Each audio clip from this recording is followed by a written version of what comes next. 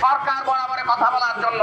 আপনারা আমাদেরকে বিদ্যাঙ্গুলি দেখিয়ে ইসলামী ব্যাংকে আবারও আপনারা অর্থ লুটপাট করার, ইসলামী ব্যাংকে আবারও দুর্নীতির আখড়ায় নিমজ্জিত করার আপনারা অপচেষ্টায় লিপ্ত হয়েছেন।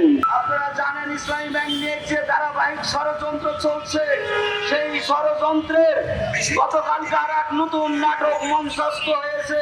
ইসলামী ব্যাংক নিয়ে ষড়যন্ত্র আরো গভীর থেকে গভীরতর হচ্ছে।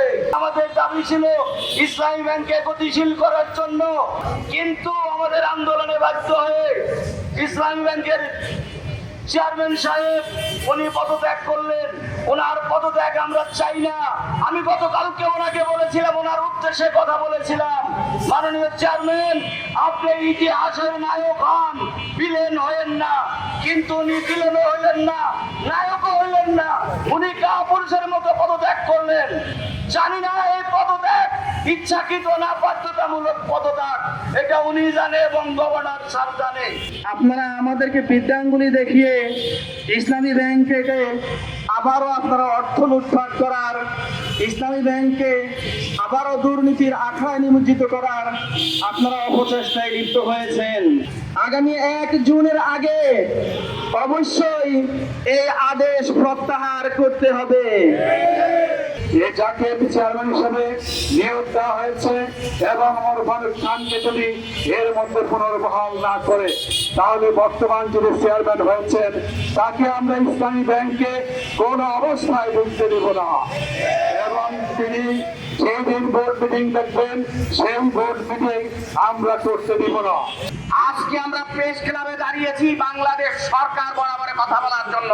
যে আমরা কালকে প্রোগ্রাম করে বলেছিলাম আপনারা যে ইসলামী ব্যাংকের এমডি ওমর ফারুক খান সাহেবকে পদত্যাগ করাচ্ছেন সেটা করবেন না, কারণ তার নেতৃত্বে এই ব্যাংকটা স্থিতিশীলতা অর্জন করেছিল, ডিপোজিট বাড়ছিল।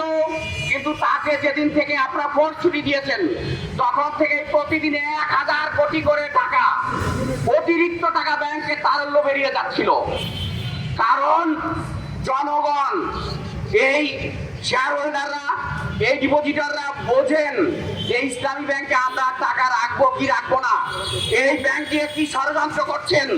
আমরা সরকারের উদ্দেশ্যে বলতে চাই, দ্রুত এই ব্যাংকে হস্তক্ষেপ করে বাংলাদেশ ব্যাংকের গভর্নরকে প্রথমে বাতিল করেন। কারণ এই গভর্নর ব্যাংক লুটেরা এস আলমের এজেন্ডা বাস্তবায়ন করার জন্য এসেছে। ব্যাংকিং সেক্টরে কোনো জ্ঞান তার নেই। সে একজন সাধারণ ফুড ব্যবসায়ী, গার্মেন্ট ব্যবসায়ী, তাকে বানিয়েছেন আপনারা ব্যাংকের গভর্নর। সে এস আলমের এজেন্ডা বাস্তবায়ন করার জন্য আজকে ইসলামী ব্যাংকে শুধু ওমর ফারুক খানকেই বাতিল করেনি, আগের চেয়ারম্যানকেও বাতিল করে দিয়েছে। বাতিল করে দিয়ে তাকে নতুন চেয়ারম্যান দিয়েছে। এই ভদ্রলোকের নাম হলো খোরশেদ আলম, আর আগের লুটের নাম কি ছিল? এস আলম। ওনার নাম কে আলম। এই এস আলম আর কে আলম মিলে নতুন করে ইসলামী ব্যাংকটাকে আগের যে তারা 2,00,000 কোটি টাকা লুটপাট করেছে সেইটা হালখাতা করতে চায়।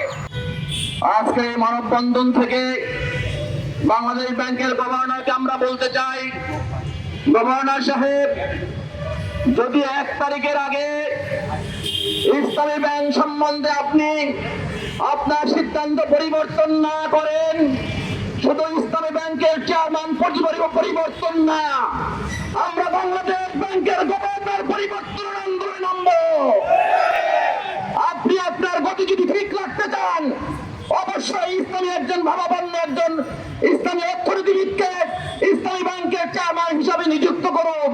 এখানে পৃথিবীর সবচেয়ে দরিদ্র দেশ সুদান, সেখানে একজন গভর্নর আমেরিকা থেকে অর্থনীতি করে, অর্থনীতির উপরে পিএইচডি করে ডক্টরেট হয়ে তিনি ব্যাংকের গভর্নর হয়েছেন। সেখানে আমাদের মতো এই দেশে জুলাই পরবর্তী সময়ে একজন গার্মেন্টস ব্যবসায়ীকে, বাংলাদেশের ঋণ খেলাপিকে একটি ব্যাংকের গভর্নর হিসেবে আপনারা অধিষ্ঠিত করেছেন। তাদের কাছ থেকে আমরা এর চেয়ে আর ভালো কি পাবো? আমরা যদি লাগাই লেবু গাছ, সেখান থেকে আম আশা করতে পারি না। সুতরাং বাংলাদেশ ব্যাংকের গভর্নর যেমন তেমনই ভাবে ইসলামী ব্যাংককে আবার আসামের হাতে তুলে দেওয়ার জন্য আপনারা ষড়যন্ত্র করতেছেন, সেটা জুলাই পরবর্তী এই বাংলাদেশে কখনো সম্ভব না। বিগত 2024 সালের 5ই আগস্ট বাংলাদেশ থেকে দুপুর 2 ঘটিকায় যেরকম পেশিবাদ বাংলাদেশ থেকে পালিয়ে গেছে, কিন্তু দুঃখজনক হলো সত্য, মাত্র 2 বছর শেষ না হতেই গতকাল ইসলামী ব্যাংকে রাত 8টার দিকে আরেকটি গণঅভ্যুত্থানের কুয়ের মাধ্যমে আরেকটি পেশিবাদ এখানে প্রতিষ্ঠিত করা হয়েছে। গতবার জনগণের অভ্যুত্থানের মাধ্যমে পেশিবাদ পালিয়েছে, এবার রাষ্ট্রীয় মদদে পেশিবাদকে সেখানে প্রতিষ্ঠিত করার চেষ্টা করা হয়েছে।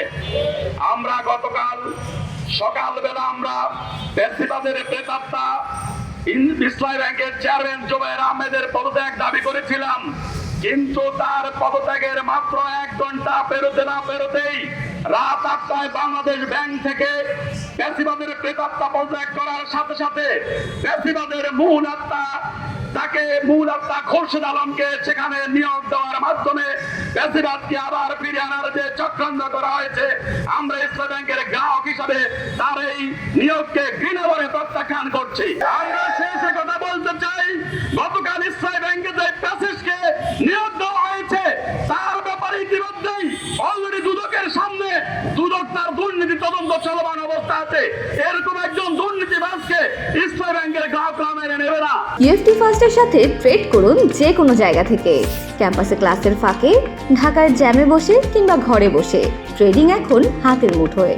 তাই ট্রেড করুন যখন খুশি, যেখানে খুশি।